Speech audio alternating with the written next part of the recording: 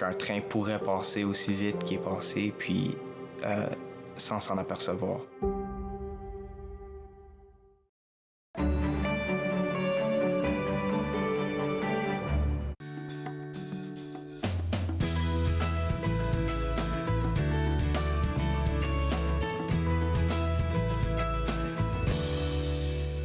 Bonjour et bienvenue à Entre nous, exclusivement sur les ondes de TV Rojas. Je suis Claude Andrea Bonny. Je me ferai un réel plaisir de passer la prochaine heure avec vous. Aujourd'hui à l'émission, on va parler avec Dania Versailles de l'Association canadienne pour la santé mentale. On parlera aussi de marché de Noël. Et tout de suite, pour commencer, on commence la semaine avec une bonne nouvelle qui nous vient du Musée des Beaux-Arts du Canada. Et pour nous annoncer cette bonne nouvelle, j'ai avec moi Josée Brittany-Mallet. Et Josée, on a enfin l'heureuse gagnante du prix Sobey. Oui, bonjour Claude Andrea. Effectivement, le 6 novembre dernier, l'artiste Inuk Lakuluk Williamson Bathory a été nommée la grande lauréate du prix Sobey pour les arts 2021. Donc, son œuvre est présentée dans le cadre de l'exposition qui est prix Sobey pour les arts 2021 qui est à l'affiche au Musée des Beaux-Arts du Canada jusqu'au 20 février prochain. C'est une occasion pour nos visiteurs et le public de voir les œuvres qui ont été créées par les 5 artistes de la courte liste de cette année. Donc, on parle de Gabi Doha, qui représente la côte ouest et le Yukon. La Akuluk Williamson Bathory, qui, elle, représente la région des Prairies et du Nord. Rajni Pereira, qui, elle, représente l'Ontario. Lorna Bauer, le Québec. Et Rémi Béliveau, la région de l'Atlantique. Et puis, ensemble, leurs œuvres couvrent toute une gamme de médiums. On parle de photographie, sculpture, performance, peinture et installation vidéo. Ça a dû être difficile cette année-là de choisir le gagnant parce que quand j'ai vu un peu le parcours, vous avez été tellement bien organisé. Là, il y a une vidéo qui présente les œuvres de chacun des artistes. Là, et puis, je me suis dit, mais comment vous avez fait pour trouver la gagnante? Parce que ça a été difficile. Ils font tous des affaires extraordinaires, chacun avec leur médium, en fait. Oui, absolument. Puis effectivement, ça n'a pas été un choix facile. C'est un jury formé de conservateurs chevronnés et expérimentés, donc qui ont eu la tâche très difficile de choisir la gagnante ou le gagnant. Et puis, donc, ce qu'il faut dire, c'est que ces artistes sont tous brillants. Oui. Et les 5 finalistes, leurs œuvres représentent vraiment l'étendue des pratiques contemporaines partout au pays. Faut dire que le prix Sobey pour les arts, c'est l'un des plus généreux au monde pour les artistes visuels contemporains. Et puis, il a été créé il y a 20 ans déjà par Donald Sobey, qui est décédé au printemps dernier. Et qui était un grand collectionneur d'art canadien et un grand philanthrope envers les arts visuels au Canada. Et donc, c'est un prix qui célèbre la carrière d'artistes canadiens émergents de tous les âges. Et Lakuluk Williamson Bathory, la grande gagnante, s'est donc mérité le 6 novembre dernier un montant de 100 000 $. Et chacun des 4 autres finalistes ont, quant à eux, reçu une bourse de 25 000 $. Donc, ça leur permet vraiment de se consacrer à leur art le plus possible. Et l'œuvre de Lakuluk Williamson Bathory s'intitule Nanu Pugut, qui veut dire « Nous avons tué un ours polaire ». C'est une œuvre qui est assez prenante. C'est une installation vidéo. C'est une projection de l'artiste qui joue du tambour dans une tenue cérémonielle qu'elle a confectionnée selon la tradition inuit groenlandaise, parce qu'elle est inuit du Groenland par sa mère. Et donc, c'est une tenue qui est habituellement réservée pour des occasions officielles. Et elle le porte pour honorer la mémoire de l'ours dont elle a dû prendre la vie, malheureusement, dans un geste d'autodéfense, parce qu'elle et sa famille habitent à Iqaluit, au Nunavut. Et puis, alors qu'ils étaient dans leur cabane, avec ses enfants, les 3 enfants qui dormaient, il y a une ours polaire. Il va nous rester 20 femelle. secondes, José, avant la pause. Ah, d'accord. Mais très rapidement, c'est ça qu'elle allait les attaquer. Donc, elle a dû abattre l'ours.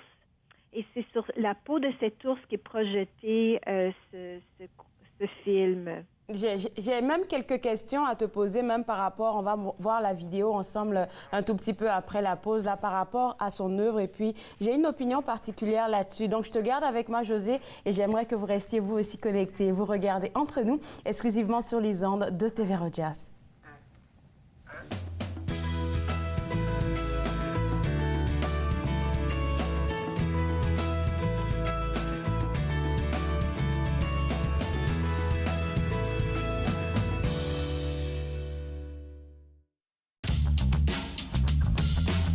Cette émission est présentée par Télé Ella. Vous êtes enfin aux commandes. Pour en savoir plus, visitez Rogers.com.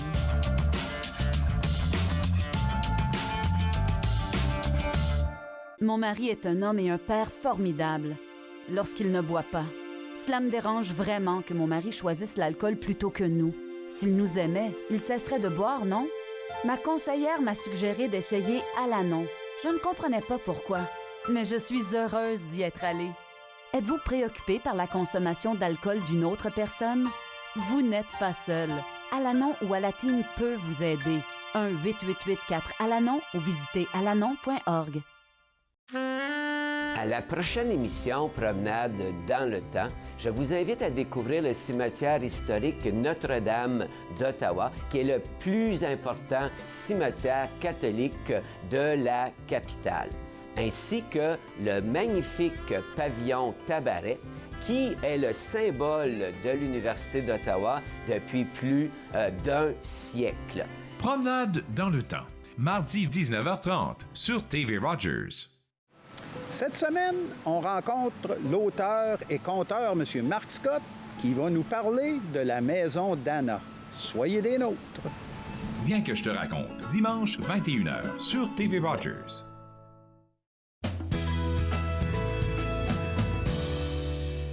De retour Entre nous, exclusivement sur les ondes de TV Rogers. Je m'entretiens toujours avec José Brittany-Mallet à propos de l'heureuse lauréate du prix Sobey, Lakuluk Williamson Bathory. Et tu nous expliquais avant la pause, José, comment elle s'est inspirée pour faire son art. Tu parlais d'une histoire par rapport à un ours qui a été tué en face d'elle.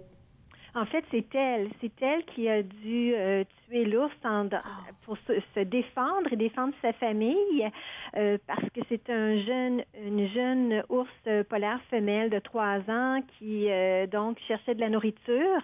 Alors, c'était vraiment soit l'ours, soit sa famille. Alors, mais bon, elle a avec sa famille, ils ont dépecé l'ours et puis ils ont partagé la viande avec toute la communauté, comme c'est la tradition des Inuits. Donc, c'est une œuvre qui est très prenante, oui. Mais il y a toute la notion d'honorer la mémoire de l'ours, honorer la vie que l'ours a donnée donc, pour la communauté de l'artiste. Et puis moi, je vais inviter les gens même à être curieux et puis aller visiter votre site web là, parce qu'on voit aussi une photo et dans une autre partie du site web, une vidéo de Lakuluk Williamson Bathory où elle est en train de, je ne sais pas si c'est une sorte d'une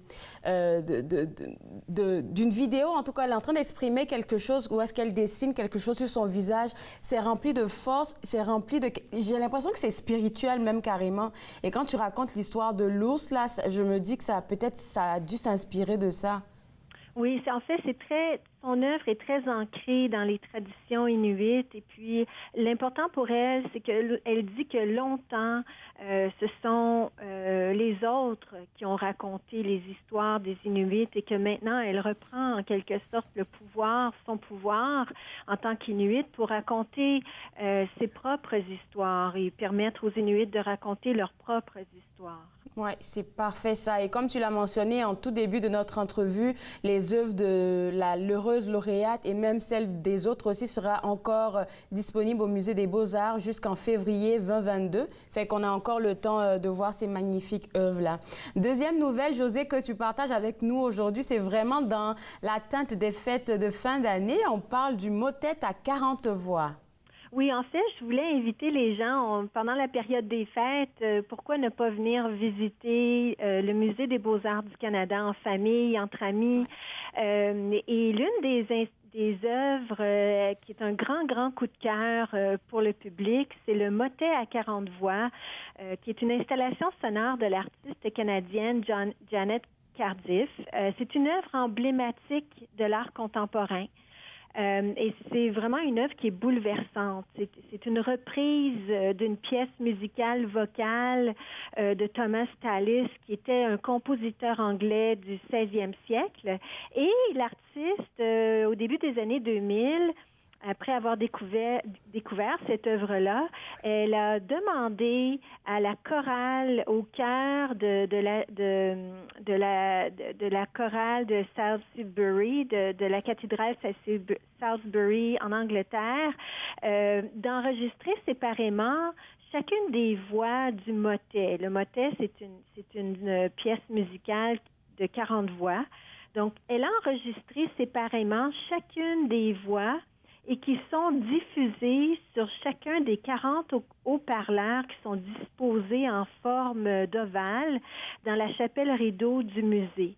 Alors, le visiteur, en se déplaçant d'haut-parleur en haut-parleur, peut entendre les harmonies individuelles ou s'il se place au centre de l'ovale, il peut entendre toutes les voix en même temps, toutes les harmonies en même temps, comme s'il était au cœur de la chorale.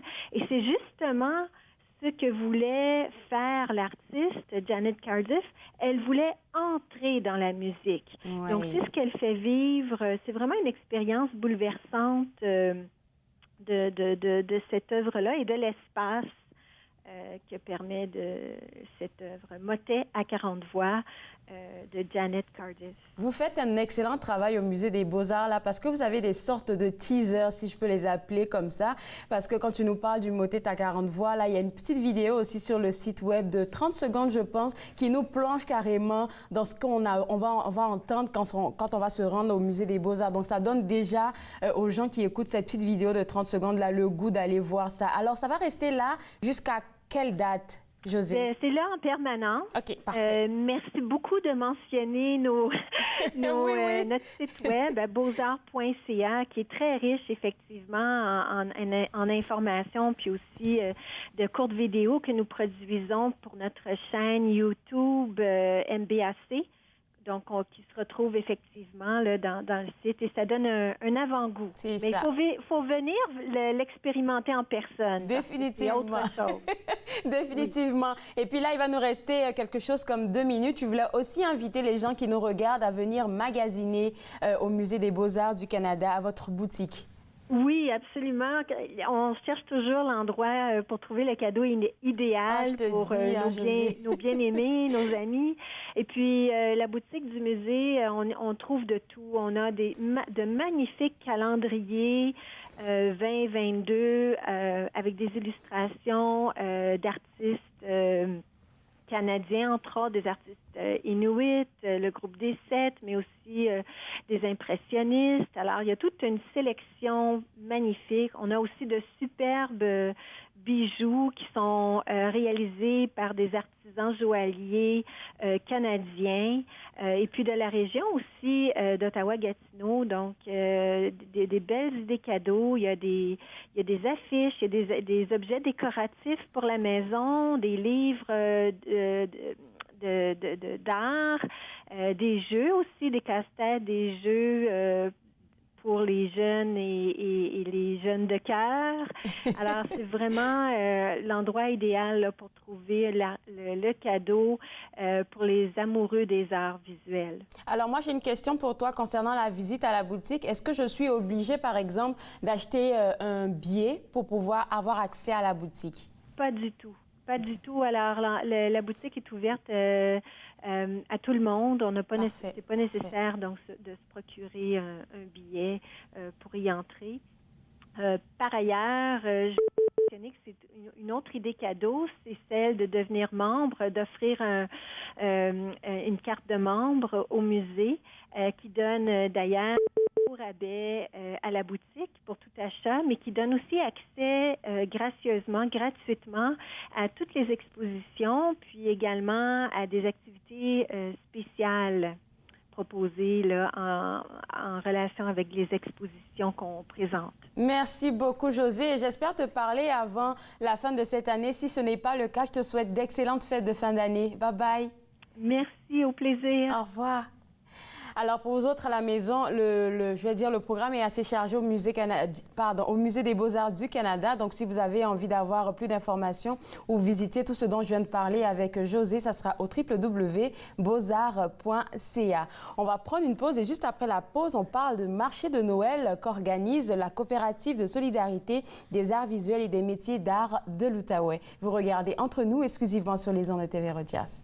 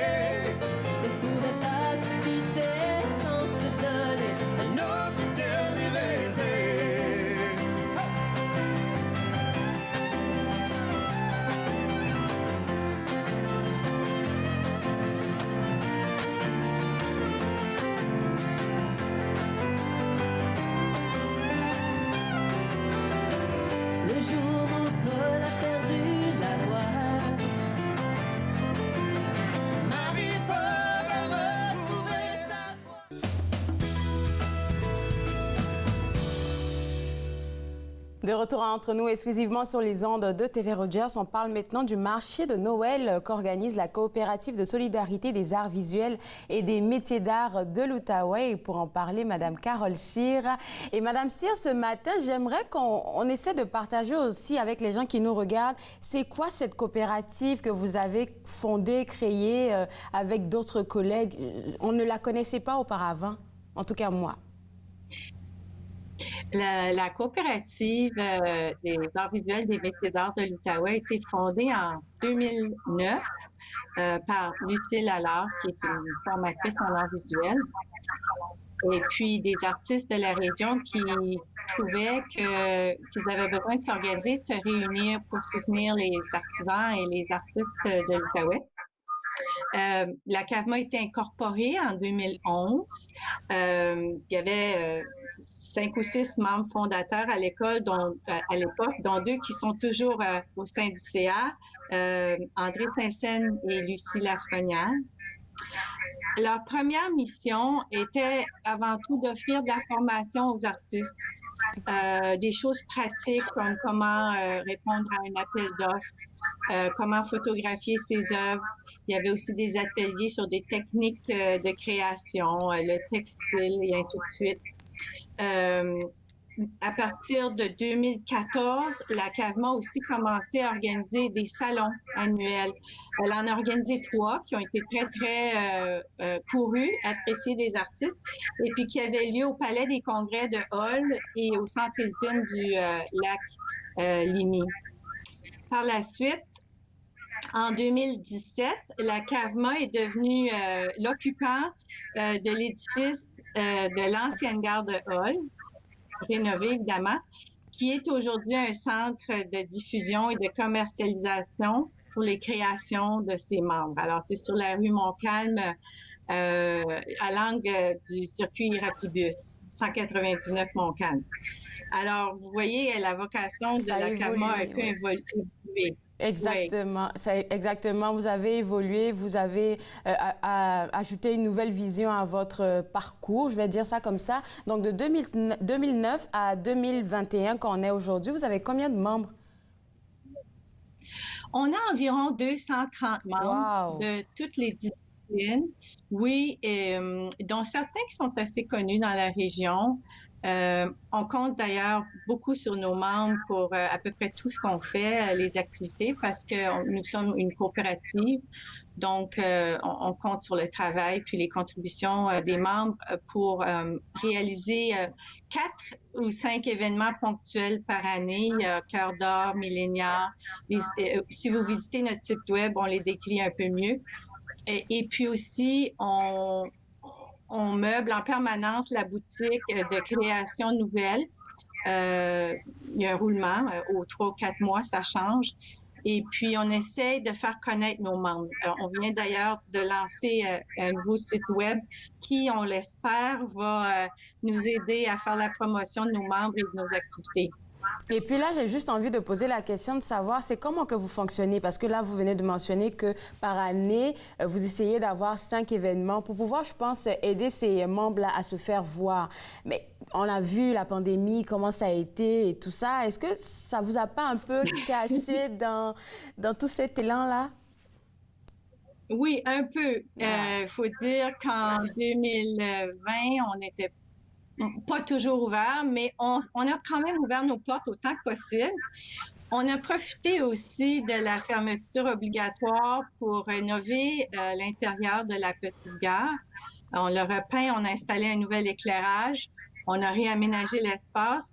Et puis, c'est aussi à ce moment-là qu'on a commencé à travailler sur le site web. Donc, on a essayé de profiter de ce temps-là pour améliorer l'espace qu'on offre à nos membres et puis l'organisation aussi, des communications, par exemple. Je pense que la communauté... oui, ça a été fermé. Assez difficile. Je pense que la communauté aime beaucoup le fait que vous fassiez des activités pour aider les gens à toucher un peu à certains médiums et tout. Et j'ai vu sur votre site web, il y avait plein de personnes qui étaient présentes. Je sais que c'est une ancienne photo, mais par exemple, pendant la pandémie, est-ce que ces activités-là continuaient même virtuellement?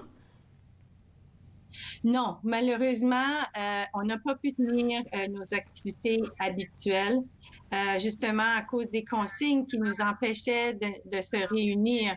Alors, puisque beaucoup de ces activités-là qui sont axées sur des présentations, des choses qu'on présente à la petite gare, c'était impossible de tenir ces activités-là. Mais cette année, en 2022, ça recommence.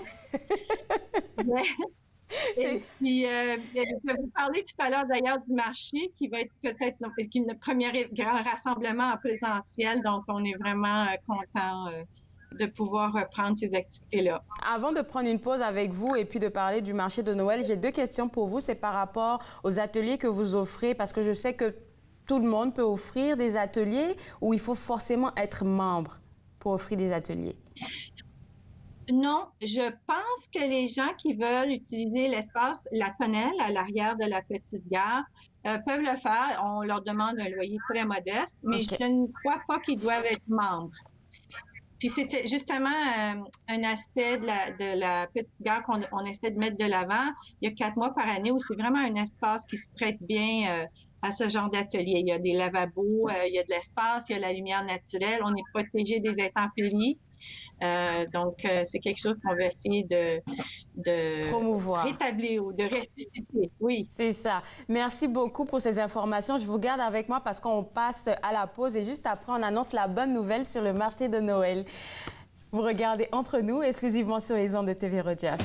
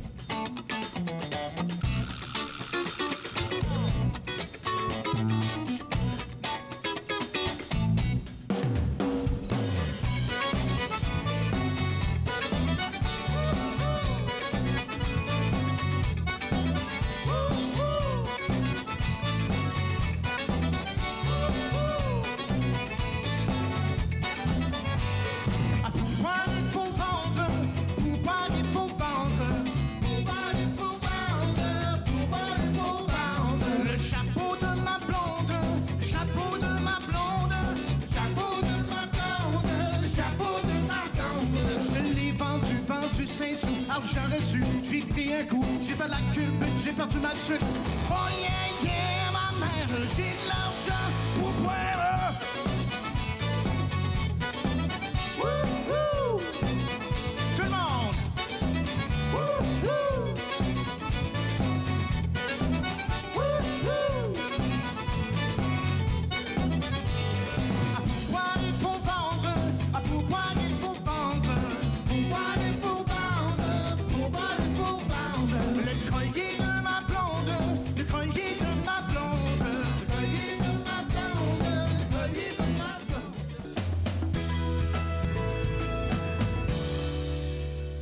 De retour entre nous exclusivement sur les ondes de TV Rogers. Les marchés de Noël sont de retour et cette fois-ci, on vous invite au marché de Noël qu'organise la coopérative de solidarité des arts visuels et des métiers d'art de l'Outaouais. Et pour en parler toujours avec moi, Madame Carole Cyr. Et j'aimerais vous demander, c'est quoi la différence entre votre marché de Noël et les autres marchés de Noël qu'on va avoir?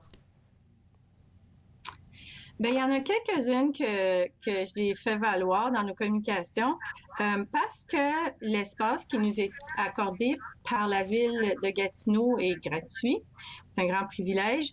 Les coûts pour les artisans, les artistes qui vont s'y présenter sont très faibles. Et puis, donc, c'est une façon vraiment de rapprocher le marché local des achats de Noël, des artistes, pour en faire profiter aux artistes et aux artisans d'ici. Donc, ça, c'est une chose que j'aime mettre en valeur. Un autre point important, c'est qu'il n'y aura pas de reproduction, sauf pour les cartes de souhait, où on l'autorise à condition que l'œuvre l'œuvre de l'artiste, mais il n'y aura pas de reproduction. Donc, les acheteurs qui veulent vraiment, qui sont à la recherche de cadeaux uniques, vont être très bien servis à notre marché. Alors, c'est les deux choses qui le distinguent, à mon avis. Surtout pour les amoureux de peinture, comme on parlait, j'ai mentionné, pardon, dans votre nom, là, c'est les arts visuels. Pour les amoureux d'arts visuels, là, d'avoir quelque chose d'authentique, d'unique, là, c'est... En tout cas, ça fait toujours plaisir. Alors, j'ai vu sur le site web qu'il y aura plus de 25 de vos artisans qui vont exposer. Ça fait beaucoup, hein? Puis j'aimerais savoir, on aura accès à quel genre d'artistes là-bas? En fait, il va y avoir 37 artistes et artisans. Oui, on est nombreux. Puis il va y avoir, je peux vous nommer quelques-unes des catégories et si vous permettez le nom des artisans, des artistes, parce qu'il y en a certains qui sont assez connus. Il va y avoir des bijoux.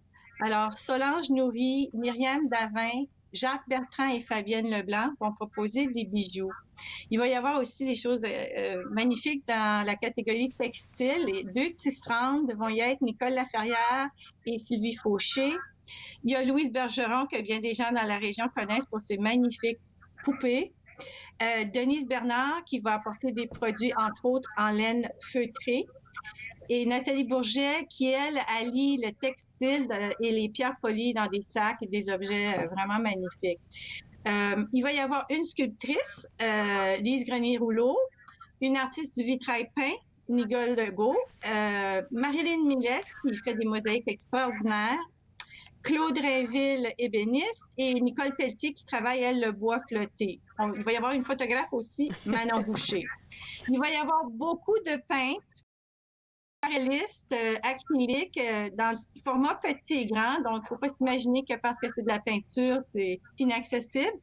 Et puis là, je ne sais pas si j'ai le temps, mais je suis tentée de vous en mentionner. On a encore un tout petit peu de temps, là. OK. Bien, je vais essayer de vous en mentionner quelques-unes, mais j'aimerais conclure aussi avec des choses qui vont intéresser les visiteurs, des choses un peu plus pratiques. Alors, parmi les peintres, il y a André Saint-Saëns, Françoise Monpetit, René-Lynne Emery, Lise Grenier-Rouleau. Alors, vous allez m'excuser si j'en manque. Daniel Cognier, Marie-Claire Dalpé qui fait des aquarelles fabuleuses, Denise Guillemette, que plusieurs gens de la région connaissent aussi, Denis Lavergne, Lynne Desloges, Yolande Cloutier, Myriam Davin va présenter aussi des peintures, Doris Genet, Thérèse André, Mario Drolet, Marie-Claire Dalpé, j'ai déjà mentionné, elle apparaît des fois sur la liste, Mary Maguire, qui fait des paysages et des fleurs fantastiques, et moi, Carole Cyr. Et qu'est-ce que vous faites, vous, Carole?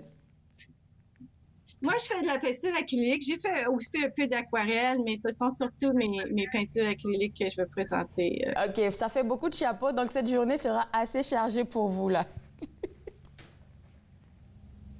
Je veux préciser pour les gens qui auraient envie de venir que le stationnement est gratuit au sous-sol de la Maison du citoyen les samedis, dimanches. Donc ça, c'est bien. Et vendredi soir, parce qu'on est ouvert vendredi, mais 2 jours, c'est payant. Et puis aussi qu'on va devoir demander les preuves de vaccination à l'entrée, alors que les gens sont préparés. Oui.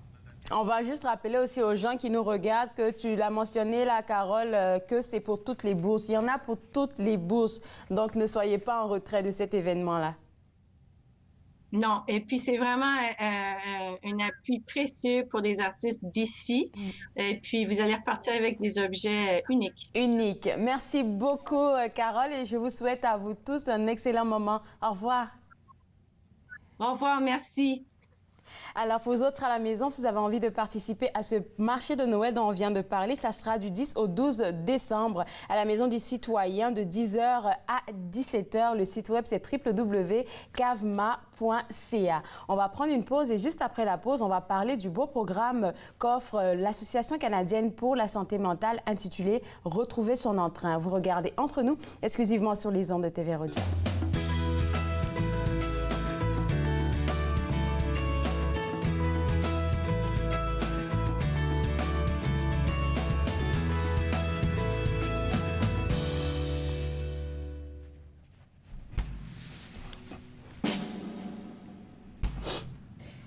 Il y a un écart, un grand couloir devant ces mots et entre nos bras. Je suis tout à l'envers. Mon cœur se serre devant ces mots que le temps voudrait taire. Il y a 35 000 mots dans le dictionnaire pour t'exprimer. 35 000 fois que j'ai essayé de te parler. Il n'y a aucune raison.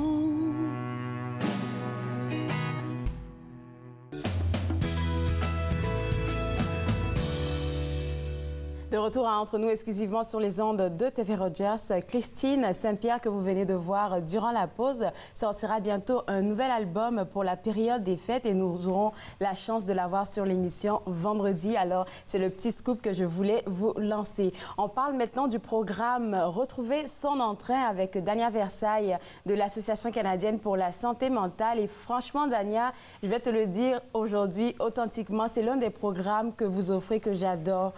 Parce qu'il y a quelque chose en particulier là-dedans, mais on va en parler plus tard. On va essayer de définir d'abord qu'est-ce que c'est pour les gens qui nous regardent. Bien, le programme Retrouver son entrain, c'est un programme qui a débuté depuis 2007-2008 en Colombie-Britannique. Ça a fait son chemin vers l'Ontario. Puis, avec les premiers essais, et les premiers résultats positifs qui ont été atteints, ça a pris de l'ampleur au point où le gouvernement provincial a décidé de l'endosser et de l'offrir à tous les Ontariens et Ontariennes gratuitement, de façon volontaire. Puis depuis la COVID, en janvier dernier, l'Association canadienne pour la santé mentale au niveau national s'est alliée avec le programme de santé mentale de Bell, Bell Let's Talk, je ne me rappelle plus du titre francophone. Bref, ils ont décidé de le répandre partout au Canada, en français et en anglais. Et ça, c'est une très bonne nouvelle pour vous, là. Oui, puis le programme comme tel cherche à aider les gens qui pourraient avoir des difficultés en termes de leur anxiété, de leur dépression, à sévérité légère à modérée, pour surmonter les événements qui auraient causé cet état-là. Puis on sait déjà qu'il y a un Canadien sur 5 qui a des problèmes de santé mentale et ou de dépendance. Et savais-tu que lorsqu'un adulte atteint l'âge de 40 ans, on parle de une personne sur 2 qui pourrait avoir souffert ou qui souffre d'un problème de santé mentale. Ouais, donc ça, c'est quelque chose à adresser. Puis les jeunes aussi s'en sauvent pas, surtout entre l'âge de 15 à 24 ans. C'est là où on sait qu'ils sont encore plus susceptibles de vivre des difficultés en termes d'anxiété et de dépression. Donc, c'est un programme qui cherche à combler ce besoin-là, à le résoudre pour les gens. Ce que j'aime dans ce programme-là, c'est pour ça que j'ai dit que je l'aimais beaucoup et les gens vont le savoir, comprendre maintenant pourquoi. C'est parce qu'il est offert en plusieurs langues. Il est offert en 7 langues. Et puis, quand je pense à la période de pandémie qu'on a vécue tantôt, là, pour quelqu'un qui vit de l'anxiété, qui ne parle pas forcément l'anglais ou le français, mais qui parle une de ces langues que vous avez, mais c'est un support incroyable. C'est un support vraiment incroyable, comme tu le dis. Puis, ces 7 langues-là, c'est juste au niveau écrit. Donc, ce programme consiste à offrir un accompagnement auprès des gens avec une personne qui a une formation poussée en soutien émotionnel et qui est aussi supervisée par une équipe de psychologues. Mais ces intervenants-là qui offrent du coaching par téléphone peuvent offrir ce service, donc au niveau verbal, jusqu'à environ une 15 ou 17 langues. Donc, ce que tu mentionnais plus tôt, l'écrit, c'est vraiment parce que ce qui fait partie du programme, c'est d'offrir des livrets d'apprentissage que les gens pourront utiliser pour vraiment cibler et apprendre, développer ou renforcer des habiletés d'adaptation pour contrer les difficultés auxquelles ils font face. Donc, puis pouvoir résoudre des problèmes de santé mentale dans sa propre langue maternelle, c'est essentiel. Parce qu'il y a souvent des subtilités langagières, des expressions qui se traduisent mal, soit en anglais ou en français. Donc, ça amène un niveau de confort très agréable pour justement adresser le problème de front et avec efficacité. Et puis, c'est tellement bien que tu en parles à cette période-là. Ce matin, on se réveillait, surtout pour les gens qui sont dans la région, là, avec un tout petit peu de neige. On se dit, oh, l'hiver arrive et souvent, ça crée de l'anxiété parce qu'à cause de la température qu'on a, qui est souvent changeante, là. Et ce programme-là, il est incroyable parce que, comme tu dis, ça nous permet de se préparer en cas il y a une anxiété qui arrive un de ces jours. Oui. Bien, puis en fait, donc, si je peux expliquer comment est-ce qu'on y accède. Donc, le programme, la beauté du programme, c'est que monsieur, madame, tout le monde peut s'auto-référer, peut soumettre une demande de service, en autant que la personne puisse inscrire le nom, les informations pour rejoindre son médecin familial, son médecin de famille, c'est-à-dire l'infirmier ou infirmière praticienne et ou son psychiatre. Okay? Puis ça, c'est pas dans le but de tout communiquer à la virgule près à ces gens-là, mais c'est parce que eux autres demeurent responsables de l'état de santé des gens. Okay? Donc, aussi, si la personne n'a pas de médecin de famille ou d'infirmière praticienne ou de psychiatre, ils peuvent aller sur le site web pour compléter un formulaire de demande et se rendre à une clinique sans rendez-vous où il y aura des médecins ou infirmiers praticiennes pour qui ils pourraient présenter ce formulaire-là et demander s'ils peuvent être inscrits là, en tant que leur médecin au cas où il y aurait une détérioration de leurs conditions. C'est dans ce seul but-là on a besoin de ces gens-là sur le formulaire. Autrement, on visite notre infirmière praticienne ou notre médecin de famille ou psychiatre et on leur parle de ce programme-là et on leur demande de compléter le formulaire. Et à l'intérieur de jusqu'à 5 jours, une fois que la demande de service est soumise, on reçoit un appel téléphonique de quelqu'un qui passera en revue, qui évaluera avec nous quelle est la situation qui les amène à accéder à ce service-là pour ensuite aboutir à une priorisation des besoins, parce qu'on ne peut pas travailler sur tout. Puis aussi, cette évaluation-là fera compte, c'est-à-dire confirmera si la personne a le bon degré de motivation à améliorer sa situation, et aussi si la personne a des risques qui vont au-delà de ce que le programme peut offrir. Quand on parle de risque, à quoi on fait allusion, Dania? Oui, donc une personne qui a des idées suicidaires ou qui a fait une tentative suicidaire et qui est récente, OK?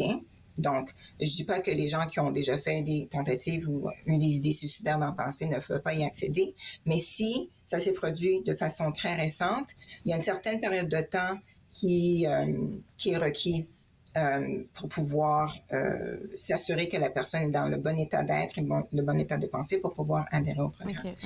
Une personne qui a aussi des problèmes actuels de dépendance actifs, au point où ça l'empêcherait de vraiment participer pleinement au niveau cognitif, de ses fonctions cognitives au programme. Ça aussi, c'est un élément pour lequel on pourrait les recommander de retarder l'accès au programme, de sorte à ce que la problématique actuelle soit prise en charge et que la personne soit en meilleur état pour accéder au programme.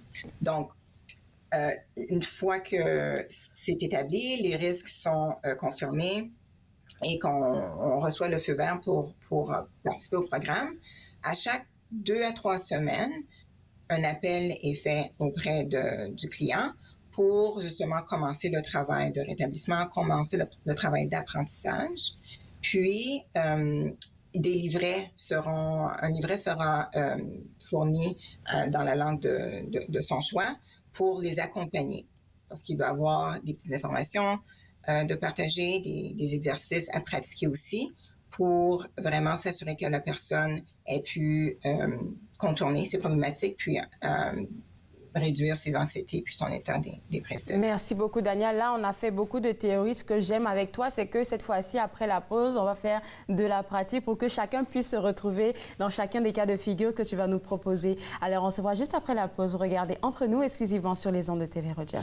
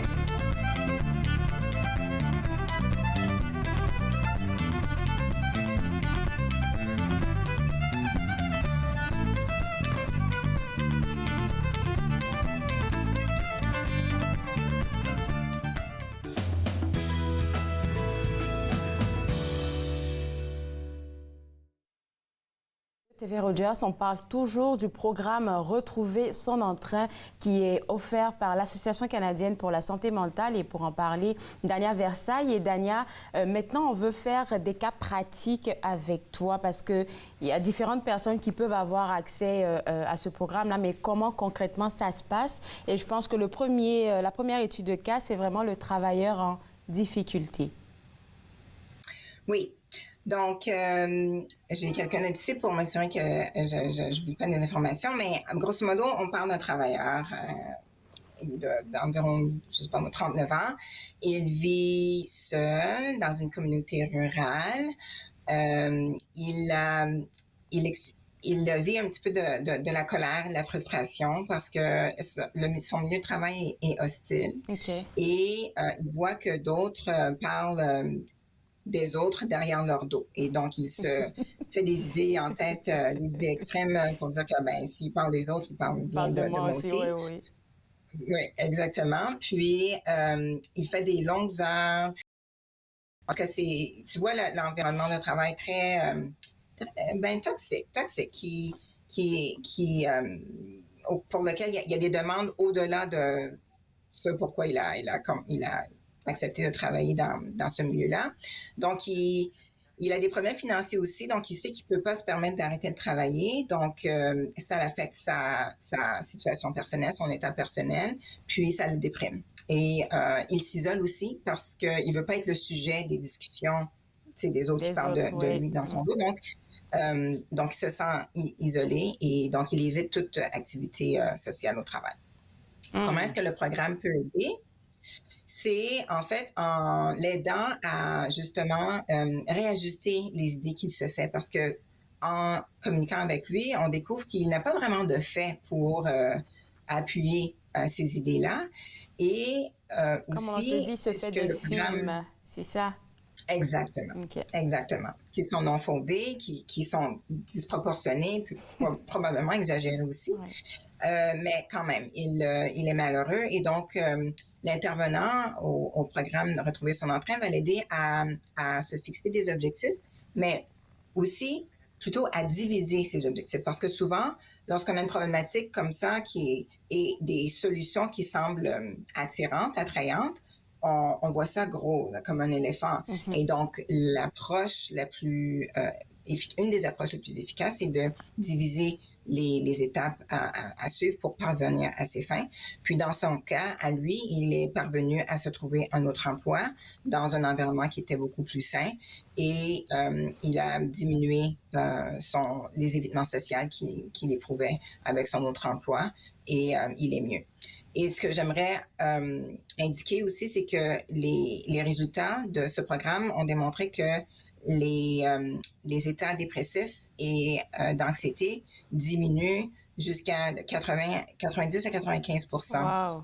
93 à 95 oui. Donc, c'est très significatif comme résultat.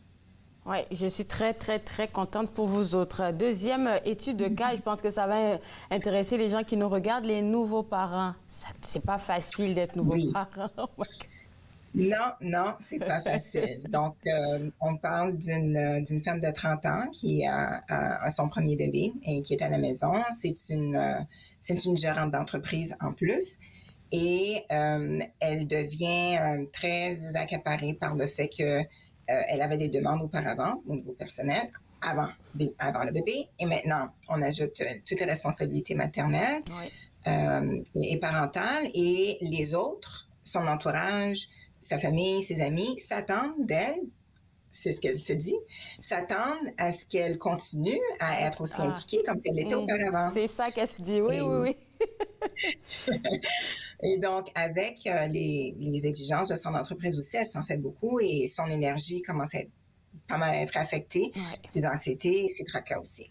Donc, et puis, elle se sent comme si elle délaisse quelque chose, elle se sent comme si il y a une honte là, qui s'installe. Donc, tout ça, ça l'aide pas. Donc, lorsqu'elle a accédé au programme Retrouver son entrain, ils l'ont aidé à vraiment faire la à faire peut-être une distinction, c'est ça que Dania était en train de dire, le temps qu'elle se reconnecte. Alors là, on tape maintenant. OK, merci beaucoup d'avoir répété. Donc, aussi, ce qu'elle trouve qui était négligé, c'est l'aspect social aussi. Ses amis lui manquent. Oui. Exactement. Donc, ils l'ont aidé à reprioriser ses responsabilités et à l'aider à accepter le fait qu'il faut qu'elle délaisse quelques tâches qu'elle faisait avant pour pouvoir laisser de la place à la nouveauté qui s'installe dans sa vie.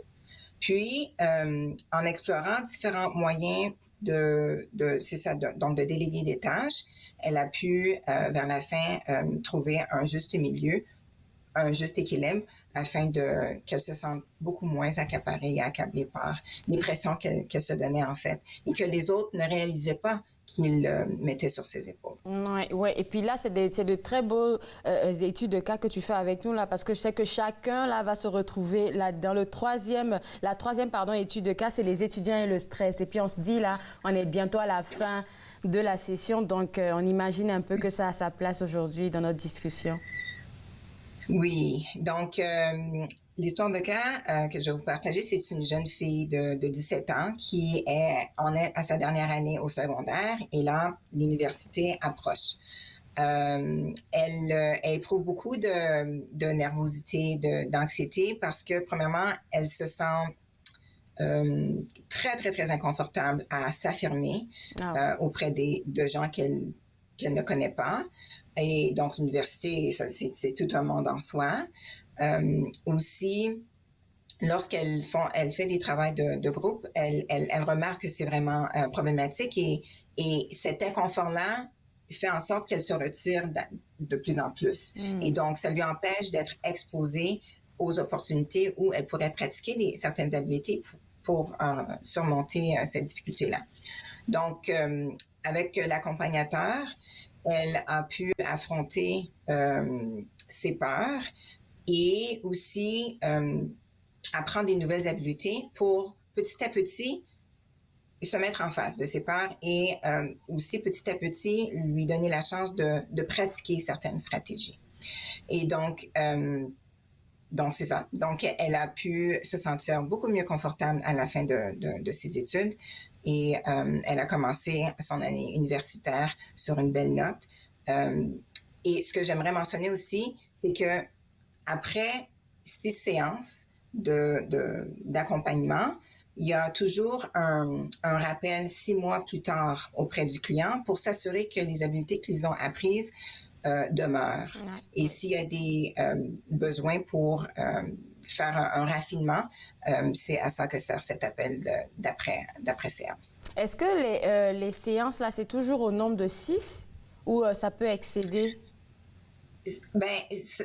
Donc, c'est un minimum. Est-ce qu'on m'entend toujours? Oui. OK. Donc, 6, c'est le nombre de séances qui est visé. Et selon la situation particulière, il y a probablement des ajustements à faire parce que pour certaines personnes aussi, ça pourrait demander moins que 6 séances. Oui, c'est vrai. Oui, c'est vrai. Donc, l'appel 6 mois plus tard sert aussi à s'assurer que les bonnes stratégies ont été travaillées. Et si d'autres stratégies méritent d'être travaillées, là, on recommence, on repart le bal. Alors, on va essayer de récapituler un peu. Il va nous rester 1 minute et 30 secondes pour participer ou profiter. C'est profiter le thème que je cherchais du programme Retrouver son entrain qui est gratuit. Première des choses, aller sur le site web, rentrer nos informations et ensuite de ça, je pense qu'il y a quelqu'un qui nous contacte. C'est ça, Dania? C'est ça, exactement. Il y a quelqu'un qui nous contacte. Et là, pour faire l'évaluation des risques et des besoins, puis des priorités, pour pouvoir offrir les pensées d'apprentissage qui correspondent. Puis aussi, c'est ce que j'aimerais mentionner, j'ai oublié de mentionner, c'est qu'il y a des vidéos en ligne gratuites aussi que les gens, que tout le monde peut accéder, pas besoin de demande de service, sur Bounce Back Today. Et puis en français ou en anglais, ce sont un début d'exposition à ce à quoi les personnes pourraient s'attendre lorsqu'ils accèdent au programme Retrouver son entrain. Super. Merci beaucoup, Dania. Je te souhaite une excellente journée et une bonne semaine. Au revoir. Merci à vous aussi. Bye-bye.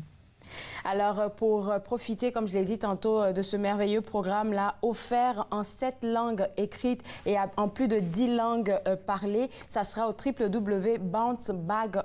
bounceback.ontario.ca/FR pour avoir le côté francophone. Alors, on va prendre une pause et juste après, vous savez, on est à la fin de l'émission, mais j'ai de très belles informations à partager avec vous. Vous restez avec moi, s'il vous plaît. Vous regardez Entre nous exclusivement sur les ondes de TV Rogers.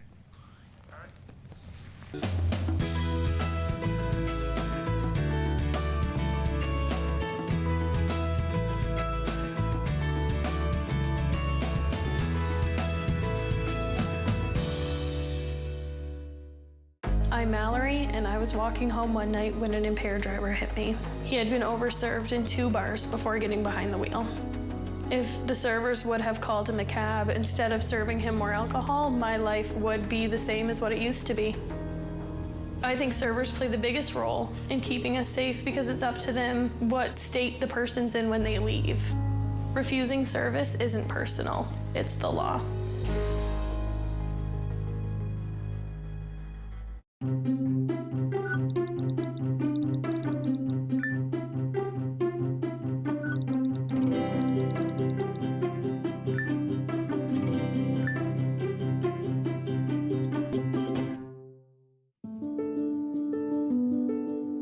Ici Jacqueline Pelletier. Lors de notre prochaine émission, je jaserai avec grand-mère Francine, gardienne de la sagesse, Anishinaabe, qui nous parlera des préparatifs d'accompagnement de son père qui est décédé déjà, et elle le fera avec beaucoup de passion.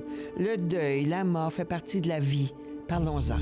Parlons-en, dimanche 19h30 sur TV Rogers.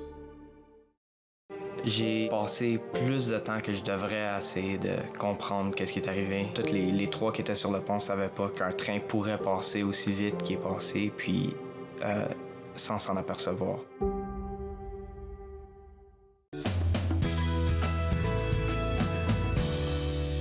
De retour entre nous exclusivement sur les ondes de TV Rogers. La bonne nouvelle, c'est que le déjeuner des flocons 2021 aura lieu et TV Rogers sera partenaire à ce merveilleux événement. Là, ça sera pour le 3 décembre et dans les jours à venir, moi, je vais vous donner plus d'informations. Une deuxième bonne nouvelle que j'aimerais partager avec vous, grâce à vos dons et grâce à vos soutiens, la Maison Marie-Louise arrive à avoir des couettes, arrive à avoir des manteaux à offrir à des familles qui sont dans le besoin, mais ils ont encore besoin de votre soutien. Alors, si vous avez besoin d'apporter un petit coup de main à la Maison Marie-Louise qui fait juste apporter du bonheur dans les familles, prière de visiter le www.maisonmarielouise.org. Moi, je me suis fait le plaisir de passer cette heure avec vous. On sera de retour demain à partir de 11h et on reste toujours dans la thématique des fêtes de Noël. Et je vais m'entretenir avec le directeur des éditions Gladius et des jeux Gladius. Il vient nous partager les nouveaux produits de cette maison-là pour vous donner des idées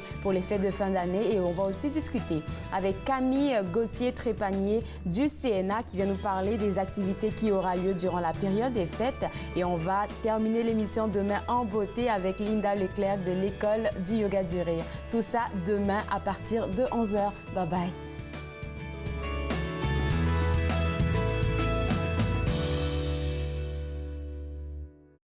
Faites-nous part de vos commentaires en composant le 613-521-2323 par courriel sur Facebook et Twitter.